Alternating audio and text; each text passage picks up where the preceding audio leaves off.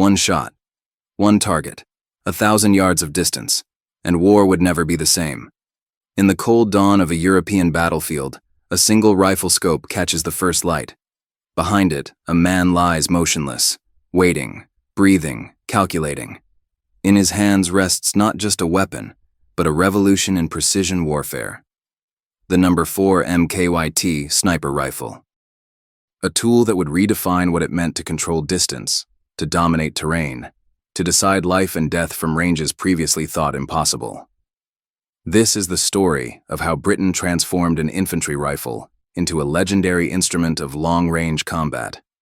A weapon born from desperation, perfected through innovation, and proven in the most brutal theaters of the Second World War. The year is 1940. Europe burns under the shadow of Nazi aggression. France has fallen. Britain stands alone, its armies bloodied and retreating across the beaches of Dunkirk.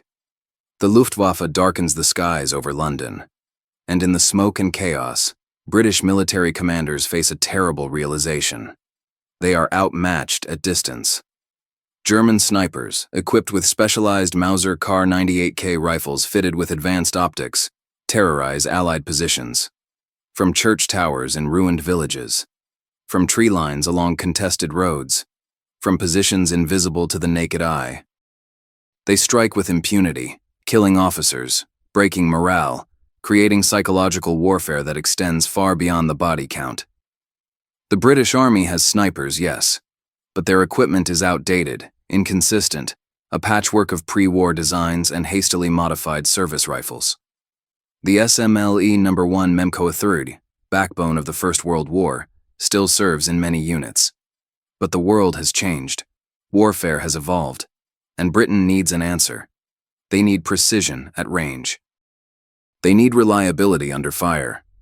They need a weapon that can match and exceed anything the enemy can field. They need the number 4 MKIT. The story begins not with war, but with evolution.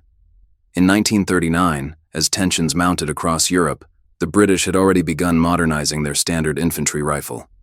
The result was the Lee Enfield No. 4 Memco, a refined evolution of the legendary SMLE design. Stronger receiver, better sights, improved accuracy, easier to manufacture in wartime conditions. But some minds at the Royal Small Arms Factory in Enfield saw potential beyond the infantry. They looked at the No. 4 and saw not just a battle rifle, but the foundation for something more. A platform that, with careful selection and modification, could become a precision instrument. The designation T was added, T for telescopic. But that single letter represented months of engineering, testing, and innovation. The process was methodical, almost surgical. Production rifles were hand-selected from the assembly lines. Each one was test-fired for accuracy. Only those demonstrating exceptional precision, groupings of 2 inches or less at 100 yards, were selected for conversion. These chosen rifles became known as T variants. According to military records, fewer than 1 in 10 rifles met the standard. The rest returned to general service. But those that passed entered a transformation process that would turn them into something extraordinary. First, the aperture rear sight was removed. In its place, mounting brackets were fitted to the left side of the receiver. This offset mounting was deliberate. It allowed the sniper to continue using the rifle's iron sights if the scope was damaged, and it permitted the use of standard stripper clips for rapid reloading under combat conditions. The scope itself was revolutionary. The No. T 32 Memco telescope, manufactured primarily by Research Enterprises Limited in Canada, offered 3.5x magnification. In an era when most military optics were crude and unreliable, the No. 32 was a marvel of precision engineering. Waterproof, shockproof, fog-proof. Built to endure the mud of Normandy, the snow of the Ardennes, the dust of North Africa. Its field of view was wide for its time, allowing snipers to track moving targets and maintain situational awareness. The reticle was simple, effective.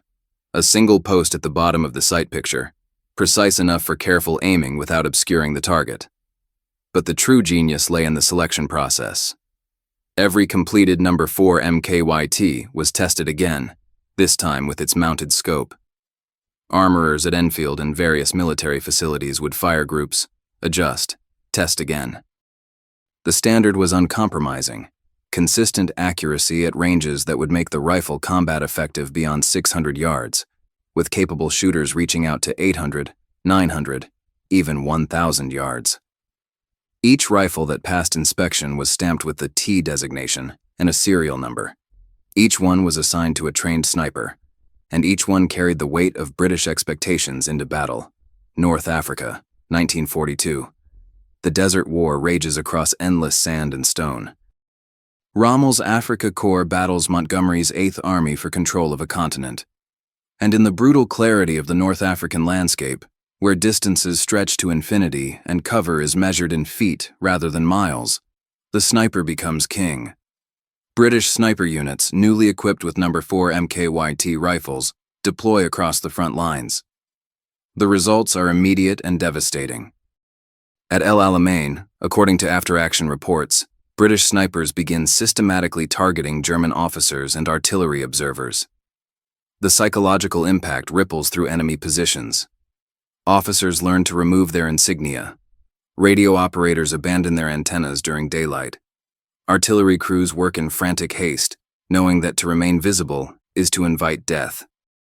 One documented account from November 1942 describes a British sniper positioned in the rubble of a destroyed building near the coastal road. For 3 days, he controlled a crucial intersection. German attempts to move supplies forward during daylight hours were met with precision fire. Truck drivers killed at the wheel. Officers struck down while directing traffic. The convoy route became known among German troops as Sniper Alley. The rifle performed beyond expectations. In desert conditions that could reach 120 degrees Fahrenheit by day and drop to freezing at night, the number 4 MKIT maintained its zero. Sand and dust, the killers of mechanical precision, could not defeat its simple, robust design. The number 32 scope, sealed against the elements, remained clear even after weeks of desert operations. But North Africa was only the beginning, the invasion of Italy. Allied forces land at Salerno and push northward into terrain that favors the defender absolutely. Mountains, rivers, ancient villages built on hilltops, every ridge a fortress, every valley a killing ground. The German Wehrmacht, masters of defensive warfare, transform Italy into a nightmare of fortified positions. And in this landscape, where attacking infantry must advance across open ground under observation from elevated positions, the sniper becomes essential. British and Commonwealth sniper teams, carrying their number 4 MKYT rifles, move forward with the assault units. Their mission is clear: suppress enemy observers, eliminate machine gun crews, protect advancing infantry. At Monte Cassino, the battle that would rage for 4 months and cost tens of thousands of lives, snipers on both sides engaged in deadly duels across the rubble. British marksmen positioned in the ruins of the town below targeted German positions in the abbey above. The ranges were extreme, often exceeding 700 yards. But the number 4 MKYT proved capable. One veteran account, recorded decades later, describes the tension of counter-sniper work in the Italian mountains. "You never saw them," the sniper recalled. "Just a flash, maybe a puff of dust. You marked the position, waited, sometimes hours. When they moved, when they showed themselves for just a second, you had one chance. The rifle never let you down. You did, or it did. But the rifle was always true." The mud of the Italian winter tested the weapon's reliability in ways the desert never had. British snipers learned to wrap their scopes in cloth to keep the objective lens covered until the moment of the shot. They learned to clean their rifles obsessively, to check their zeros daily, to trust the weapon even when everything else failed. And the rifle endured, through rain and mud, through mountain cold and valley heat.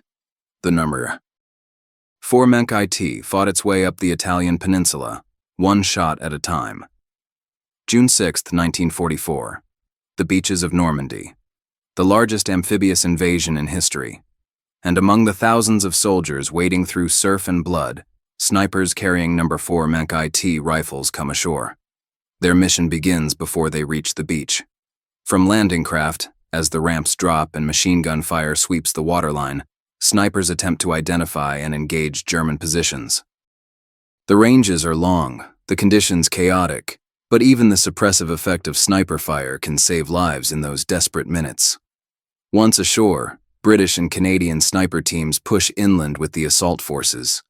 In the hedgerow country of Normandy, the bocage, where every field is a fortress and every tree line conceals death, the sniper becomes the eyes of the infantry.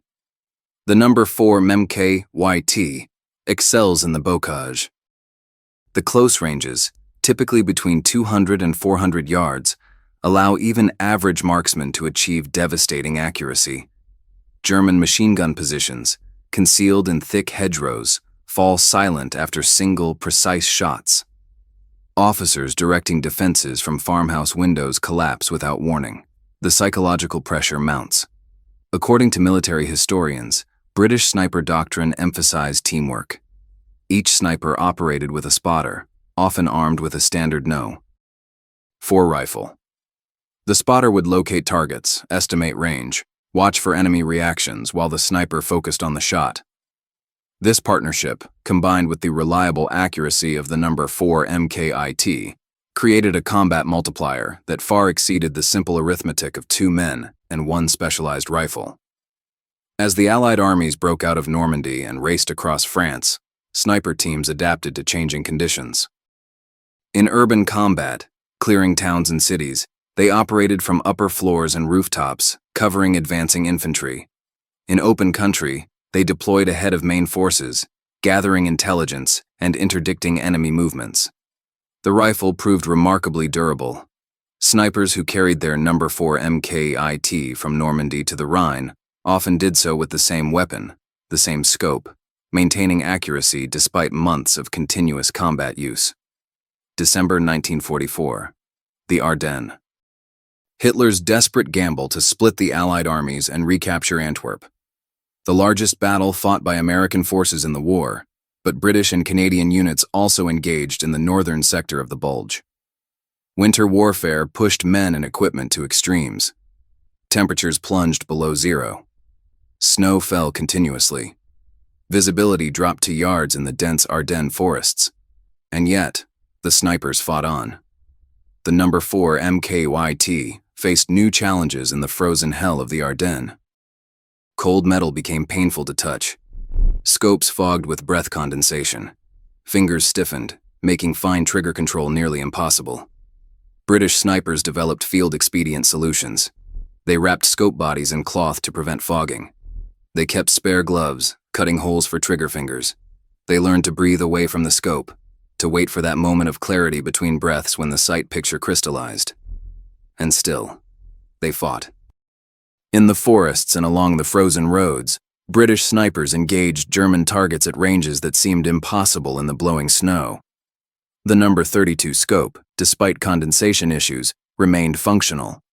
The rifle's action, simple and robust, continued to cycle reliably even when packed with snow. One documented incident from January 1945 describes a British sniper team positioned in a destroyed building along a key road. For 2 days, as German forces attempted to withdraw eastward, the team engaged targets of opportunity. According to the after-action report, they confirmed 16 kills, including 3 officers and 2 vehicle drivers, using fewer than 30 rounds. The number 4 MKT, in conditions that would render many precision weapons useless, delivered. March 1945. The Allies cross the Rhine and drive into the heart of Germany. The Wehrmacht collapses. The Thousand-Year Reich enters its final weeks. And British sniper teams push forward with the advancing armies, their number 4 MKYT rifles still delivering precision fire. In the ruins of German cities, snipers operated in vertical terrain, engaging enemy positions in damaged buildings and fortified bunkers. The urban combat required different tactics, shorter ranges, rapid target acquisition, coordination with assault teams clearing buildings floor by floor. The number 4 MKIT adapted. Its relatively short length, compared to dedicated target rifles, made it maneuverable in confined spaces. The offset scope mounting allowed snipers to use the weapon effectively from awkward positions, around corners, through narrow windows, from prone positions in rubble. As the war entered its final days, British forces encountered Hitler Youth fighters and Volkssturm militia, often poorly trained but fanatically determined. In this chaotic environment, the psychological impact of sniper fire became as important as the physical casualties inflicted. The knowledge that death could come from an unseen rifle, at any moment, from any direction, broke resistance faster than artillery or infantry assaults.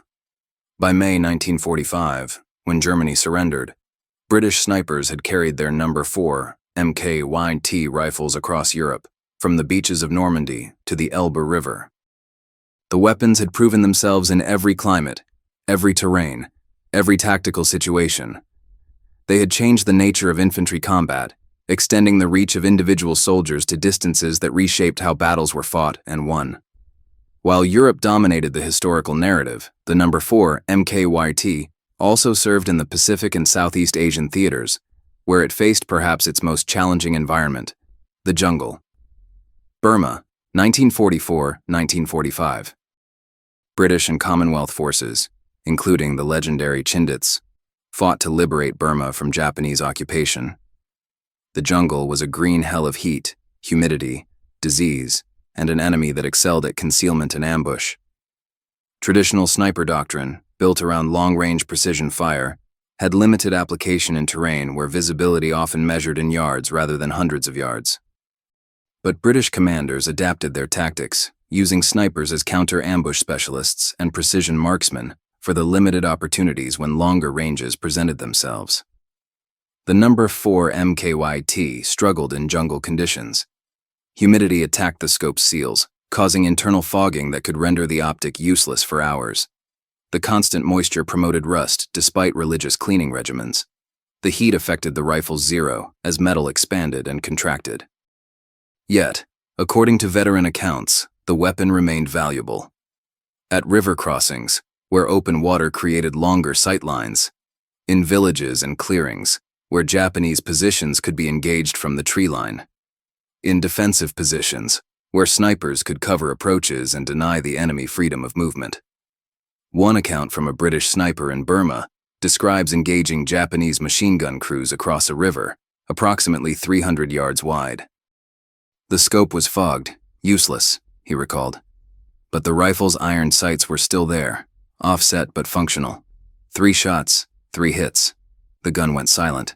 The rifle saved lives that day, even without the scope. The Pacific Campaign demonstrated that the No. 4 MKYT was not just a precision instrument for ideal conditions, but a combat rifle that could adapt and remain effective even when its specialized features were compromised. When North Korean forces surged across the 38th parallel in June 1950, British Commonwealth forces deployed to support South Korea and the United Nations. And they brought their No. 4 MKIT rifles with them. Korea became the weapon's second major conflict, and in many ways, it faced harsher conditions than anything seen in World War II. The temperature extremes were brutal, scorching summers above 100 degrees Fahrenheit, winters that plunged to 30 below zero. Mountains dominated the terrain, creating long sight lines and challenging shot angles. British snipers found themselves engaging Chinese and North Korean forces across ridgelines and valleys, often at ranges exceeding 600 yards. The No. 4 MKYT, now 5 to 7 years old, many rifles having seen service in World War II, continued to perform. The famous Battle of the Imjin River in April 1951, where the British 29th Brigade faced overwhelming Chinese forces, saw sniper teams inflicting disproportionate casualties. Positioned on high ground, British marksmen engaged Chinese assault formations as they crossed the river and advanced up the slopes. According to military records, sniper fire was credited with disrupting attack formations and forcing the Chinese to modify their tactics, attacking primarily at night to avoid the precision fire. Korea also saw the continued evolution of sniper doctrine. British forces began emphasizing night operations, using the No. 4 MKYT with its iron sights for low-light engagements. They developed better cold weather techniques, learning to manage the rifle's metal components in Arctic conditions without compromising accuracy. The weapon's reputation grew. American forces, many equipped with the M1C and M1D sniper rifles, expressed respect for the British No. 4 MKYT, particularly its reliability in extreme conditions. The simple bolt action, requiring no gas system or complex mechanisms, proved more reliable than semi-automatic designs when temperatures dropped to extremes. To understand why the No. 4 MKIT achieved such legendary status, one must understand its design in detail. This was not merely a rifle with a scope attached. It was a carefully engineered system, each component selected for combat effectiveness. The action was the Lee Enfield's legendary bolt design, smooth and fast. A trained sniper could cycle the bolt and acquire a new target in under 2 seconds. The 10-round detachable magazine, fed from 5-round stripper clips, provided firepower that dedicated sniper rifles lacked. Where German or American snipers might carry 5 rounds in fixed magazines, British snipers had 10 and could reload rapidly.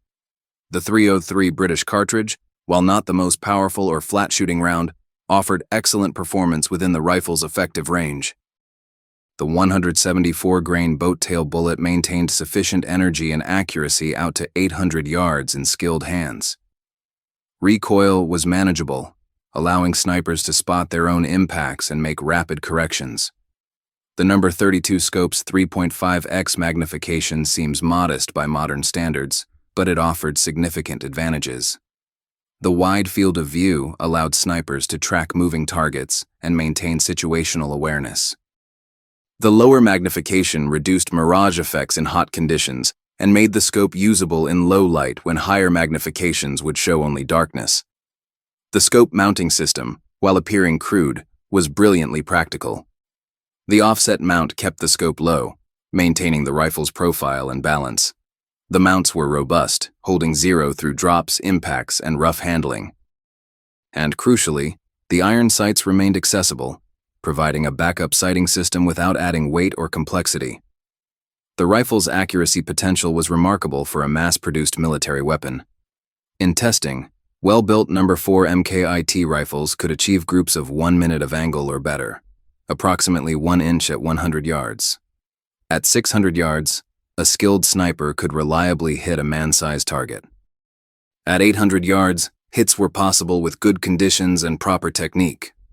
The weapon's weight, approximately 9.5 pounds with scope mounted, balanced portability with stability. Light enough to carry on long patrols, heavy enough to remain steady during the shot. The wood stock, while susceptible to warping in extreme conditions, provided a traditional feel that experienced shooters preferred over synthetic materials. Understanding the number Izadr 4 MKIT requires understanding ballistics, the science that governs every bullet's flight from muzzle to target. The .303 British cartridge fired a 174-grain projectile at approximately 2,440 feet per second from the No. 4 rifle's 25-inch barrel. This velocity, combined with the bullet's boat-tail design, created a trajectory that required significant compensation at longer ranges. At 300 yards, the bullet would drop approximately 25 inches below line of sight. At 600 yards, the drop exceeded 140 inches, nearly 12 feet. British snipers learned to read range precisely, using landscape features, known distances, and the stadiometric range-finding method with the No. 32 scope's reticle. Wind became the enemy at longer ranges. A 10-mile-per-hour crosswind could push the bullet 6 inches off course at 300 yards, 24 inches at 600 yards. Snipers learned to read wind through vegetation movement, mirage, dust, and intuition born from thousands of practice rounds. Temperature affected bullet performance. Cold air increased density, slowing the bullet and increasing drop. Hot air decreased density, slightly flattening trajectory. Altitude mattered. Higher elevations meant thinner air and longer bullet flight. British snipers received training in all these factors, but experience taught lessons that no classroom could. They learned to judge distance by eye, to feel wind on their faces and translate that sensation into holdover. They learned that rain drops bullets, that morning dew creates mirage, that the glint of sunlight on a scope lens can mean death. The number 4 MKIT became an extension of the sniper's mind, a tool so familiar that calculations became instinctive. The trigger's pull, approximately 4 pounds with a clean break. The bolt's smooth cycle, requiring minimal movement and disruption of the shooting position. The recoil pulse, straight back, allowing the sniper to maintain sight picture and confirm the hit. This intimacy between shooter and rifle, built through training and combat, transformed the number 4 MQRT from mere equipment into a trusted partner in the deadly art of long-range combat. But the rifle was only metal and wood and glass. The human behind it made the difference between a capable weapon and a legendary one. British sniper selection and training created marksmen of exceptional skill. Candidates underwent rigorous evaluation. Marksmanship ability, yes, but also patience, observational skills, psychological stability. Not every good shot could become a good sniper. Training emphasized fieldcraft as much as marksmanship, camouflage and concealment, stalking, observation, navigation, survival. A sniper was expected to operate independently or in small teams, often ahead of friendly lines, for days at a time. The shooting instruction was methodical. Recruits learned the fundamentals: breathing, trigger control, position, follow-through. They practiced at known distances until the skill became automatic. Then they moved to unknown distances, learning to judge range under pressure. Finally, they trained in field conditions, shooting from hasty positions, through vegetation, in wind and weather. The psychological training was equally important. Sniping was intimate killing. Unlike the artilleryman who never saw his targets, or the bomber pilot releasing weapons from altitude, the sniper looked into his target's face through magnified optics. He saw the man, not just the enemy. This required mental discipline that not every soldier possessed. British doctrine emphasized that snipers were not simply long-range killers, but reconnaissance specialists who occasionally engaged targets. Their primary value lay in gathering intelligence, reporting enemy movements, identifying commanders and key positions. The shooting was secondary, employed only when the intelligence value justified revealing their position. This philosophy shaped how British snipers used their number 4 MKIT rifles. They were selective, taking only shots that mattered. They prioritized targets: officers, radio operators, machine gunners, artillery observers. They understood that one well-placed shot could disrupt enemy operations more effectively than dozens of rounds fired at ordinary soldiers. The partnership between sniper and spotter was sacred. The spotter located targets, judged wind and distance, watched for enemy reactions while the sniper focused on the scope picture. After the shot, the spotter confirmed the hit and guided the team to their next position. This relationship, built on trust and shared danger, made British sniper teams devastatingly effective. When World War II ended and Korea stabilized into armistice, the number 4 MKIT did not retire. British forces continued using the weapon through the 1950s and into the 1960s, across various conflicts and peacekeeping operations. In Malaya, fighting communist insurgents in the jungle, British snipers used their number 4 MKIT rifles in conditions similar to Burma a decade earlier. The lessons learned in World War II about maintaining the weapon in tropical conditions proved valuable. Sniper teams operating with infantry patrols provided overwatch and long-range support during contacts with insurgent forces. In Kenya, during the Mau Mau uprising, British security forces employed snipers to protect settlements and engage rebel groups.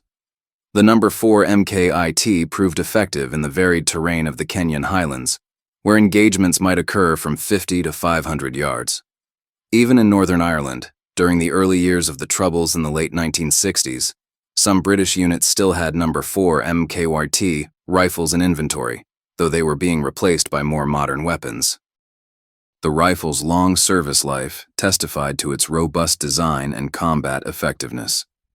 The weapon finally left frontline British service in the early 1970s, replaced by the L-42A1, itself an evolution of the Lee-Enfield design.